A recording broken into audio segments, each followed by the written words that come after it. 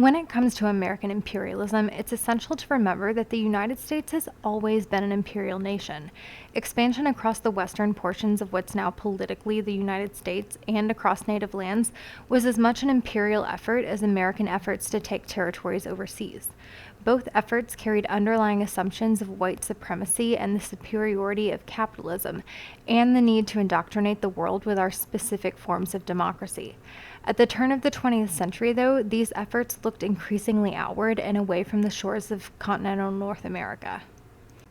Since foreign policy is largely set by the executive branch, we tend to look at changes in these trends on a president-by-president basis. During the Progressive Era, all three of our progressive presidents, Roosevelt, Taft, and Wilson, carry forward the same ideologies of white supremacy and globalization of the American economy, but go about these things in very different ways. Although it's important for us to realize that while these presidents may have introduced new ways of going about foreign policy and diplomacy, they very often did so while continuing to use, at least in part, the methods of their predecessors. So let's start by taking a sort of broad look at foreign policy generally across the Progressive Era, which spans the turn of the century all the way to the end of World War I. In 1905, Theodore Roosevelt resurrected, in a sense, the Monroe Doctrine of the early 19th century.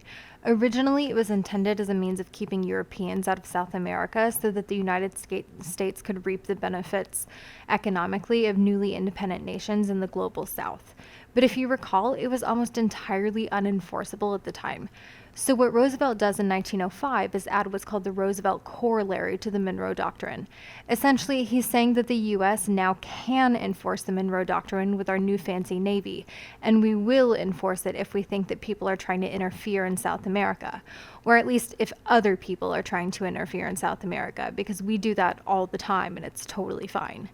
And so if you look at the quote on the slide here, he's setting up what we sort of know of today as the United States' role as a global police power. Now, there's going to be a long stretch before we go from this period to what we think of now as our role internationally today as an international police power, like 2 world wars worth of time and influence. But this is sort of the first step in that process. Roosevelt is stepping up and saying that the United States has the capacity to be a major player on the world stage, and that we will use our military might to back up our financial interests if we need to. The other way that this is referred to is as big stick policy because of the phrase attributed to Roosevelt, speak softly but carry a big stick. So the general idea is that you should, of course, use diplomacy first, but in the background you should always make it abundantly clear that you do have a strong military that you're more than willing to use to back yourself up with. We see this really clearly in cartoons like this one, where Roosevelt is treating the greater Caribbean and South American shores almost like a child would treat the shallow waters of the beach. He's tugging along the Navy like a kid would use a toy boat, almost like a children's bathtub toy. Now, today we might look at this like he's being a little excessive or that this is a bit dangerous. After all, if you're going to flaunt your military like that, you're more than likely actually going to use it. Lessons we learned from the world wars. But they haven't lived through that yet to have the experience and knowledge. And so a ton of people are actually super supportive of this kind of logic. Not all people, but a lot of people during this period look at what Roosevelt is doing and are extremely praiseworthy of his willingness to stand up strong for American interests, especially overseas. For the longest time, the United States has been sort of behind when it comes to military might, and so now that we're not, most people don't see a real problem with using the tools that we have to join the rest of the Western world and enjoying the spoils of that. But of course, having a Navy and using the Navy are two totally different things. Sending in the military to a whole bunch of conflicts is a total mess, both politically and economically. As a military man and politician, Roosevelt is totally aware of this. He's not stupid. So even though he's going to use the language of conflict and military might, he's actually working behind the scenes to handle as much as he can through diplomacy so that he never actually has to use the military, because that's even more expensive. Part of this diplomacy was realizing that the best way to handle overseas intervention was to perhaps not straight up annex territories anymore. This is a lesson we learned the super hard way through our involvement in the Philippines. In the aftermath of the Spanish-American War, the US government thought it would only take a second to squash the nationalist uprising in the Philippines and get everything under control, and that was totally wrong. And so we ended up in violent and expensive conflict over there for years. So when Roosevelt becomes president, he decides to fashion his diplomacy more in the style of Cuban relations, by taking control of various nations' economic centers while leaving their political sovereignty essentially intact. This made sure that U.S. business investments were protected, but avoided all of the expensive issues that came with, like, rebellion. And if the country's leadership did something that we didn't like economically, then we'd invade until they fixed it. This was called dollar diplomacy, or sometimes gunboat diplomacy. It was the dominant form of diplomacy in most of South and Central America for pretty much all of Roosevelt's presidency, and then during Taft's presidency as well. By the time we get to the end of the Progressive Era, Wilson has a really sort of different idea of how foreign policy should look. This doesn't necessarily mean that the underlying assumptions of white superiority and American exceptionalism are gone. It just means that he has a different way of going about things. This is also different because Wilson comes from a different political background than Roosevelt and Taft. He's a Democrat. Now, he's an extremely progressive Democrat for that period, at least at this point in his career, but politically, he's really coming from a different perspective. He's also got a very different perspective on things as a Southerner and as the president who took the nation through World War I. Wilson's foreign policy agenda is often referred to as moral diplomacy because he saw the United States' role in the world as being almost the conscience of the world. He continuously pushed the idea that the United States should be focused on spreading democracy abroad, which is why when we got involved in World War I, he framed it in the view of making the world safe for democracy. And as part of this, he was really pretty heavily critical of colonialism. From his perspective as a Southerner, the Northern Reconstruction government had essentially colonized the South with the military in the aftermath of the Civil War. And he and the rest of the South saw that as an affront to their rights as Americans. It wasn't very democratic from their point of view. And so when he looks at colonization globally, he sees much of the same thing. But that doesn't necessarily make him like the harbinger of equality either. On the world stage, Wilson's thinking towards colonized people shifted between liberation and racism, and sometimes he held these beliefs simultaneously. For example, in discussions over his own 14 points, he blocked a resolution on racial equality. And so when we look at Wilson, he's shifting away from this military might way of doing things in the Roosevelt era of progressive foreign policy for sure, and even to some extent he's moving away from the policy of dollar diplomacy. Because the idea that we need to enforce that kind of thing with our military if push came to shove doesn't really fit in with his agenda of railing against colonialism either. And really and truly, seeing the effects of colonialism on global interactions and the way that it led to global conflict during his presidency shapes Wilson's thinking on imperialism in general. Does this mean that the United States gives up all of its foreign holdings and is no longer an imperial nation? No, not by any means. But what we start to see is that things like the League of Nations, which we don't join, and ultimately the United Nations are ultimately stepping towards giving a voice to these nations, even if that voice isn't necessarily equal, in a way that they didn't have in the past and in an effort to avoid the kinds of conflicts of the past. Okay, so now that we have an idea of what these foreign policies looked like on an overarching basis and across time, let's backtrack a bit to the start of U.S. overseas expansion and talk about why this is happening.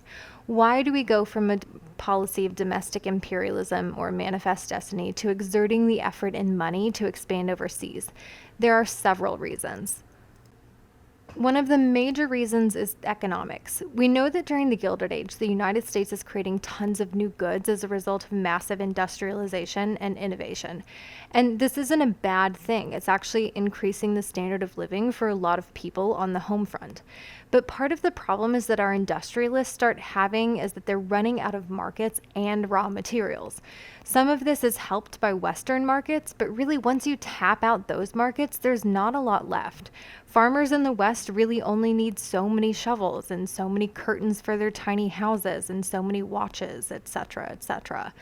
And on top of that, domestic expansion has in itself wiped out a ton of raw materials, things like lumber and coal. And so increasingly, we need to look other places for these kinds of resources as well. So at the turn of the 20th century, we actually find ourselves in a really similar situation to like England back when we were colonies. Awkward. And so, in this super boiled down and simplified version of economic markets, the government promotes expansion overseas to get more goods to find more people to sell our products to. The second reason, which is closely tied to the first, is the closing of the frontier. At the Chicago World's Fair in 1893, sociologist Frederick Jackson Turner presented a paper titled The Significance of the Frontier in American History, or what's commonly referred to as his frontier thesis. We learned about this last semester when discussing Native Americans and the impact of the idea of the frontier on the West in the post-Civil War era. And so as a recap, Turner's main arguments are that 1, the frontier is over because there are as many people living west of the Mississippi River as there are east of it, and that 2, the United States and American identity were shaped uniquely by this frontier experience that we had up until this point. And to an extent, we know that Turner is quite right. The trajectory of the United States and the nation's history was shaped uniquely by the experience of land acquisition, by wars and massacres against Native Americans and the fight over land, by the expansion of slavery and ultimate civil war fought over exactly that issue, and by the daily toils of immigrant and migrant farmers trying to etch out some kind of living in unforgiving parts of unfamiliar landscapes. Together, these stories, uplifting and sorrowful, tragic and victorious, make up the nation's history. So what does this have to do with imperialism? The sort of unasked question that comes from the closing of the supposed frontier is, what now? If the nation's identity is wrapped up in going the extra mile to uncover the next unknown, in conquering, in every sense of white American exceptionalism, the next barrier, what is the next barrier when there's nothing new under the sun in the United States? The answer, logically, is outside the United States. And so in a small part, Turner's work causes people to start looking for ways to meet that benchmark of conquering the unknown, or at least meeting new obstacles. We'll see the same kind of logic a little bit later when it comes to the Cold War and the space race. The idea that we should go to space because it's difficult and because we can. Same thing here. Why do we imperialize other nations? Because we can. One of the reasons we can is because of the influence of Alfred Thayer Mahan, or Mahan technically. In 1890, he wrote a book called Influence of Sea Power on History, where he argued, essentially, that the key to becoming a powerful nation is having a cool navy. So his whole thing here is that if you look at the most powerful and influential nations on Earth historically, all of them had awesome and powerful navies. China, Spain, England, etc. So if the United States wants to become an influential world power, we'd also need a modern, cool navy so we can control the high seas. And the president at this time, Benjamin Harrison, is all about this. In fact, he's the first president in our history to spend $1 billion outside of wartime, in part because he modernized the Navy to meet these specifications. Part of this was also adding more naval ships to the West Coast so that we could protect our interests there without having to wait for ships to sail all the way around South America. But in any case, by the time we get to the later part of the 1890s, we have a solid Navy to work with. And once we have the shiny new Navy, part of the issue, or not issue if you're part of the Navy, is that you need to use that Navy to then control things like refueling stations and ports and areas of interest to your economy. So thinking back to Roosevelt and ideas like big stick diplomacy or gunboat diplomacy, this is where that comes in.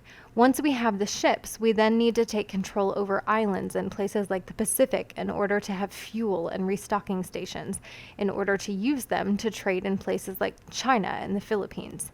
And since part of what we're trying to do is fuel the American economy as well, we also take over some islands that have things like guano, fancy for bird poo, which can be used as fertilizer.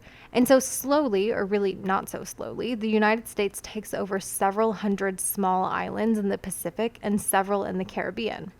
But of course, we'd never do that just for the money. That doesn't look very good from a PR perspective. And so we also justified this from a military perspective, because if a war were to break out, we would need those islands in order to get military goods from place to place and resupply military ships, which, to be fair, does come in handy during World War II, although we had no way of knowing and never would have wanted to anticipate the need for that in the 1890s. As we expand our military and economic interests across the Pacific and into Central and South America, we're also spreading a whole lot of assumptions about the people who live in those areas. All of these are tied up in ideas that we are already familiar with because they're exactly the same mentalities that white people hold about African Americans, Native Americans, and immigrants in the United States. The idea of the white man's burden that's applied to people in the colonies is literally exactly the same as paternalism and social Darwinism. These are essentially all the same thing that we use different words to describe based on context and time. So here's the general thought process when it comes to social Darwinism, which is the domestic term for this in the Gilded Age socially, and the white man's burden. White Americans believed in the idea of manifest destiny, that it was their God-given right and duty to spread across the United States from east to west. And so they did this ruthlessly and mercilessly for several decades. And then after warfare and disease and government policy either massacred or subjugated Native Americans and African American populations until that was achieved, white people claimed victory and were like, aha, see, clearly God was on our side, and so we are superior. And so this fed directly then into the Gilded Age, into ideas of social Darwinism and scientific racism, the idea that superiority was therefore genetic and an inherent God-given blessing. And so then when white Americans then went around imperializing black and brown communities across the planet, they took that mentality and applied it across the world. They assumed that their inherent superiority, now confirmed by science supposedly, meant that they needed to be making decisions for everyone else who couldn't do it on their own because they weren't white. This was their job to show everyone else how to do economics, how to do democracy, how to do religion. Thus, the white man's burden. And closely tied to this is our last reason for imperializing, which is religion. White Christians, starting as early as the Second Great Awakening, left the mainland United States to go to various countries in Asia, Africa, and South America to spread their religion. Some even went to Hawaii, where they evangelized alongside American sugar planters, who then overthrew the island in violent revolt. But it's important to realize that when they went to these places to spread their religion, they weren't just spreading Christianity. American Christians were also spreading ideas about democracy and capitalism. Because if we know anything at this point, it's that in the United States, religion, government, and economics are inherently intertwined. We learned this from Alexis de Tocqueville very early on in this course, and the Puritans even before that. And so what we'll see is that when there are strong reactions against American imperialism, those reactions are against missionaries as well, because they're just as intertwined with empire building as politicians and businessmen. We see this with the Boxer Rebellion in China and in Hawaii and in the Philippines. Not everyone was massively in favor of overseas expansion, though. In fact, there was a pretty strict divide between supporters of imperialist expansion and anti-imperialists, and those who opposed it did so in an organized fashion, forming the American Anti-Imperialist League. So this wasn't just some sort of disjointed effort in the press or in private audiences. Imperialists were in favor of expansion for all the reasons we've already discussed. And then added to that, they also argued that there was nothing wrong with it because imperialism would essentially make us competitive on the world stage. So essentially the age-old argument of, well, everyone else is doing it. On the other side, our anti-imperialists argued that overseas expansion was bad because they saw the large military that naturally came with it, Alfred Thayer Mahan's brainchild, as a threat to freedom. According to their ideas, governments with large militaries were logically going to be inclined to use those large militaries, potentially against the very people that they were intended to protect. One didn't have to look so distantly as the American Revolution to pull patriotic rhetoric to rally people in favor of this argument, even if the military might wasn't an exact match. On top of this, they argued that the idea that we should go around telling people how to do democracy was a bad idea. In the minds of anti-imperialists, democracy only really works when people want it for themselves and make it work for them in the way that makes sense for their structures and their society. Forcing other places to fit an American form of democratic government just doesn't make sense because other places aren't the United States. They're different people with different strengths and weaknesses. They didn't have a problem with spreading democracy to the rest of the world, but they thought that if we were going to go around doing this, we needed to make sure that the places we were spreading it to were choosing it for themselves and adopting it in a way that made the most sense for them.